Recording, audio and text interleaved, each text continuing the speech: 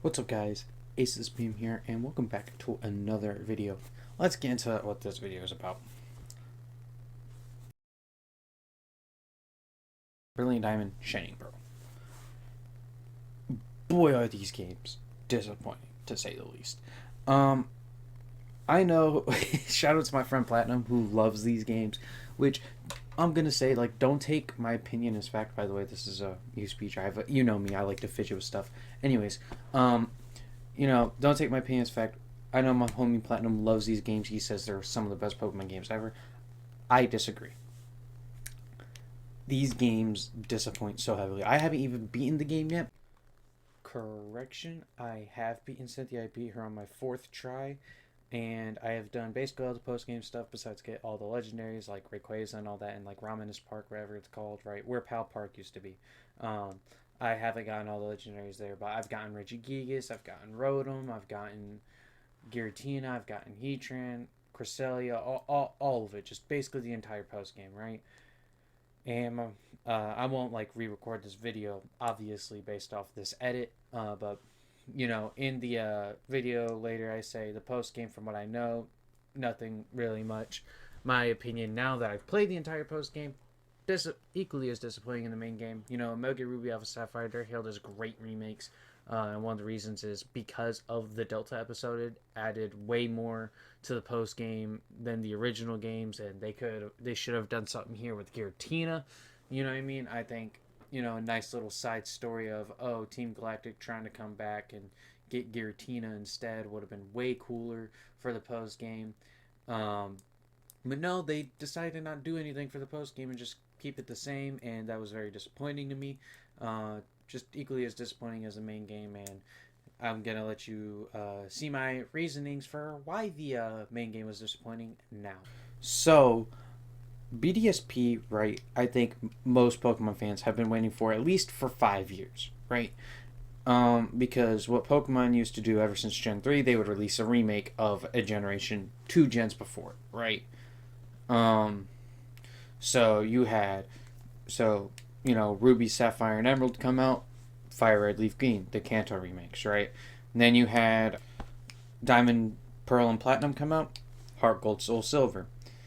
Then we had Gen 5 where they didn't have a remake, which was completely different, right? You had Black and White, then Black and White 2, and then X and Y came out. And instead of getting Z, we ended up getting Omega Ruby and Alpha Sapphire, the Gen 3 remakes. So naturally, Gen 7 comes out, Sun and Moon, right?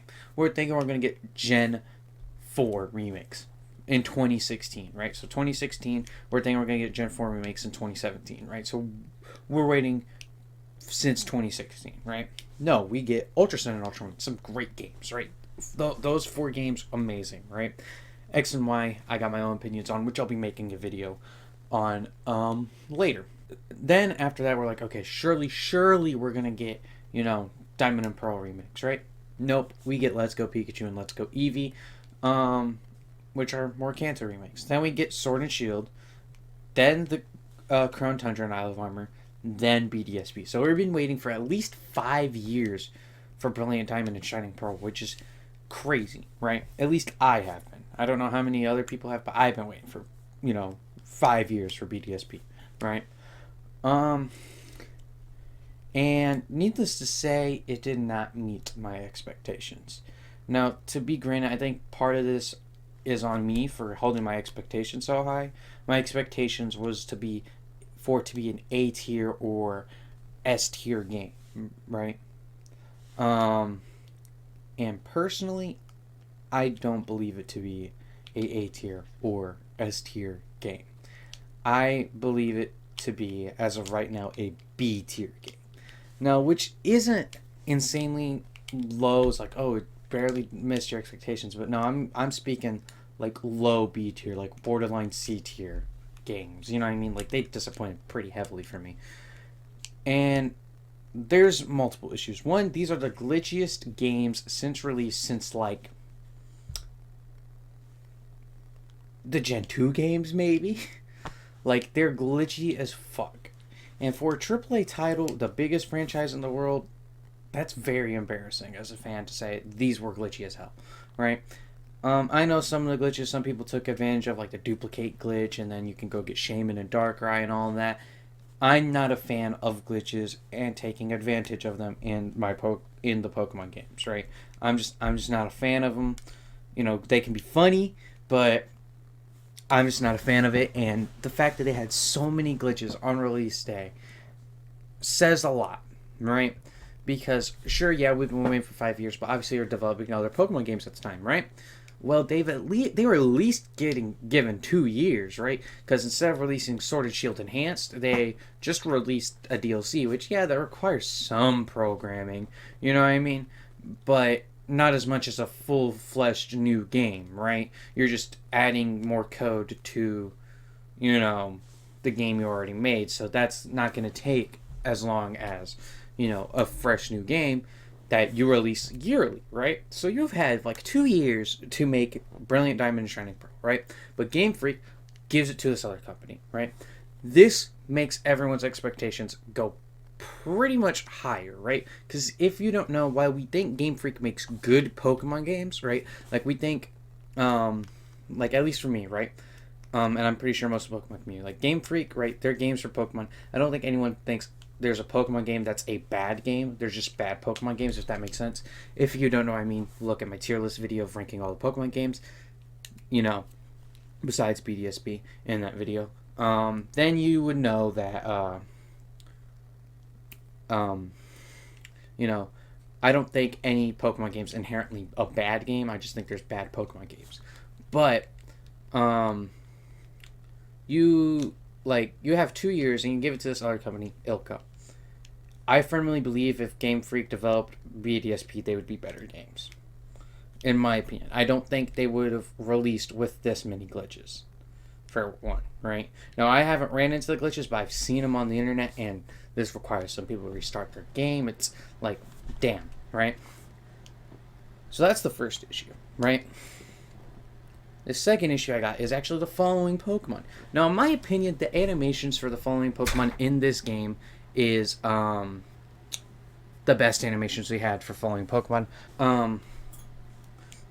So my issue isn't with the animations other than some Pokemon like the Serpentine Pokemon where their animations are just pure garbage.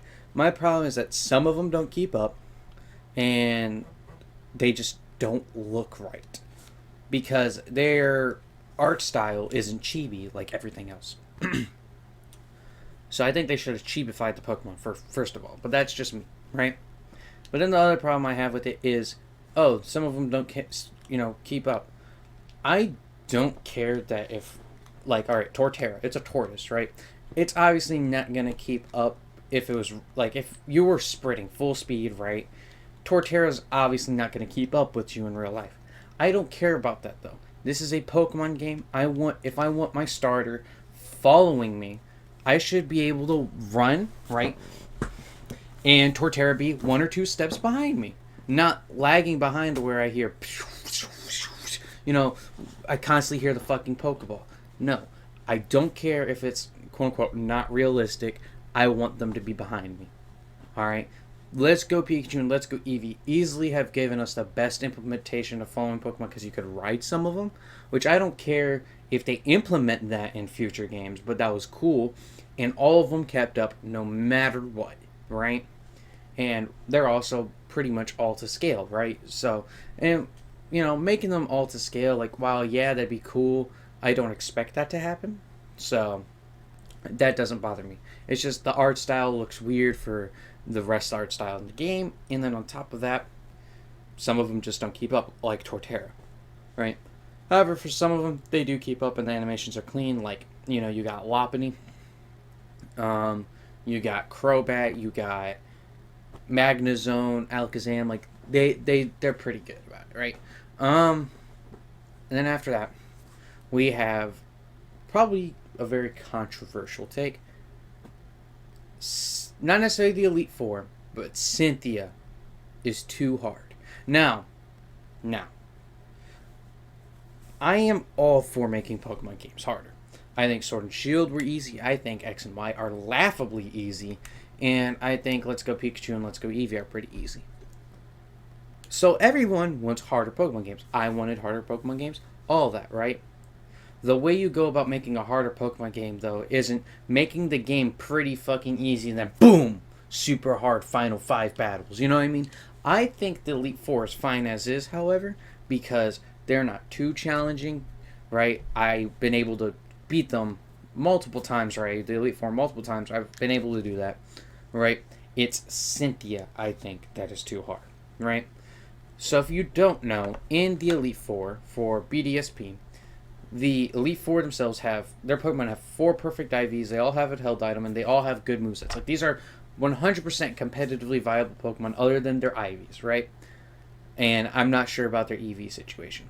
Their natures benefit every single Pokemon in the best sort of way, right? So let's say you have Snorlax in the Elite Four, right? I know he's not, but let's say he is, right? He would have like a lower in speed and up in HP nature or something like that. I don't know what the best nature for Snorlax is, but you get what I mean, right? Something like that.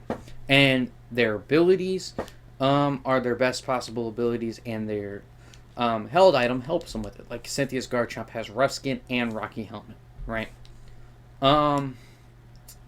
And I think the Elite Four is fine out as it is. Like I said, it's beatable. You know, it requires healing items if you want to keep all your Pokemon alive for the final champion battle, and I think that is good. You don't get to sweep through the entire Elite Four like it's the easiest thing ever, like you were able to in like X and Y. This one poses a good challenge, right? Then you get to Cynthia, and I think it's too hard. Now the reason why is because Cynthia's, unlike the Elite Fours, all the IVs are perfect, and the EVs are all boosted, right? Besides one stat, right? I think for Garchomp, it's like his special attack, right? They all have great movesets, all got held items. Like, all right, Cynthia's Milotic, right? It has Marvelous Scale. If you don't know what Marvelous Scale does, it boosts the defense of Milotic, right? If it has a status condition. They give this Milotic a Flame Orb. So it literally gets that status condition right then and there. So boom, now it's way tankier, harder to hit. And thing is, right, the burn halves your attack stat, right? Doesn't matter. Milotic's a special attacker, and it's got full special moves and recover on your ass, so it's gonna heal up even if you bring it down. You see the problem here, right? And so like perfect IV, so it's probably gonna outspeed your team. Like these are like 100% competitive, viable Pokemon, right? Literally almost as perfect you can get them, right? Nature's same thing, ability same. Like these are perfect Pokemon basically. Why is that the case for me to beat it, which is mandatory in the game? Like I have to beat Cynthia to beat the game, so I can do all the fun post game content, right? Why are you doing that? You know what I mean? Like Barry's laughably easy, which I'll get to in a minute, right? Why does Cynthia have to be so fucking hard? You know what I mean? Like in my opinion, right, to give Cynthia that extra challenging factor that shows that she's better than the Elite Four, but not so fucking challenging where she has perfectly competitive Pokemon while you can't even get perfect competitive Pokemon, right? She should only have 5 perfect IVs. The one IV that isn't perfect is the IV that's the least important to that Pokemon / their worst stats. So for Garchomp, it'd be his special attack, I'm pretty sure, or it'd be his special defense. I can't remember, right? That IV would just be a good IV instead of a perfect IV, right? And natures should just be randomized for not only the champion, but maybe even the entire Elite Four too. Again, I think the Elite Four is fine how it is, but I think Cynthia's 100% should have random natures, so Garchomp could potentially have a speed lowering, defense up nature, or a attack lowering, special attack higher nature, because that just makes it more fair for the player to beat the game realistically without having to do it multiple times in a row. Like, you don't make a harder Pokemon game by just making the final battle insanely difficult. That's not how you do that. You make the entire game pretty difficult. And there's a couple difficult battles, right? The first gym, pretty fucking difficult. Notoriously a pretty difficult gym in Sinnoh, right? You got, You got the admin fights, you know what I mean? A couple of them are pretty difficult. The Cyrus fight on Spear Pillar, pretty difficult. You know what I mean? Like, you got a couple difficult fights. You know, your fight with Barry right before the league, somewhat difficult. You know what I mean? Like, you got decently hard battles. But, like I said, like, you know, a lot of the battles are just laughably easy. You know, well, not laughably easy, but they're pretty easy. They're not posing you much of a challenge, right? And then you get to Cynthia, and it's that hard. Like, no, I'm fine with like perfect IVs and all that, right? Like best nature, perfect IVs, all that for post game fighting Cynthia, right? To grind some money, because that would give it more kind of replayability almost, right? Where, you know, it's not breezing through the league to get money, right? You actually got a challenge there for you, you know what I mean? But for your first time, you know, to beat the game, I don't think Cynthia should have perfect IVs, right? And should be slightly easier. Then you have Barry, right? This is another one of my issues. Barry's so much fucking easier in these games compared to the original ones, right? Like, why does Barry, right, before the 6th gym, have a level 37 Monferno? Monferno evolves at level 36. Give this man an Infernape like he did in the original games. Which I'll actually even get, which this will even tie into my final point after this, right? So Barry's just so much laughably easy, and even then, Barry's not one of my favorite rivals. In fact, I think Barry's one of the more annoying / worst rivals just because of how annoying he is, right? Like, he's a good rival in the sense you feel good about beating him just because how annoying he is, right? But as a character, he's nothing. You know what I mean?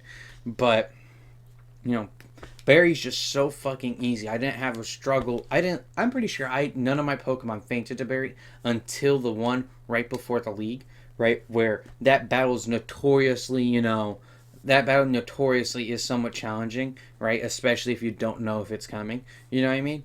And even then, that battle wasn't insanely challenging. It was just a somewhat difficult battle. You know what I mean? But it was a, you know, like, he fainted 2 of my Pokemon. It's not a big deal. You know what I mean? But bro has like a Monferno for most of the game, and it's so fucking like, it's just insane why they made him easier, right?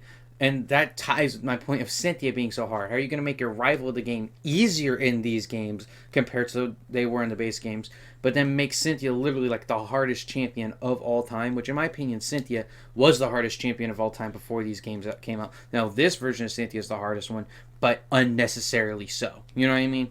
Right? Like, it's insane that's the case, right? Then you have my final point. BDSP virtually adds nothing to the original games. Now, yes, they added, you know, and I'm speaking main game, right? Yeah, they added following Pokemon, and that's it. You know what I mean? Obviously, that one part in Hearthstone City, you know, where you unlock following Pokemon, but, you know, that's where you unlock following Pokemon at. That's all that really area serves for, other than cooking some poffins here and there, right? Other than that, what did they add to this game? Not much. Yeah, they gave a HM replacement. Great, fine, that's awesome, cool, right? But why? Why is there nothing added? Like, if you right in the remix, right? Fire Red Leaf Green, you got the Sevi Islands after the 7th gym. That adds a little bit more to the story, right? Another area to explore. It's mostly a post-game area, but they still make you go there during the story to give you some a little bit more for the Kanto story, right? For the Johto remix, right? Honestly, I forgot what they added with the Johto remix. It's been a little while since I played those. Oh yeah, no. The one thing they added is giving your context of, oh, your rival is Giovanni's son, but that's more because of an event, right? But they still at least they added something there. You know what I mean? At least something was added, you know.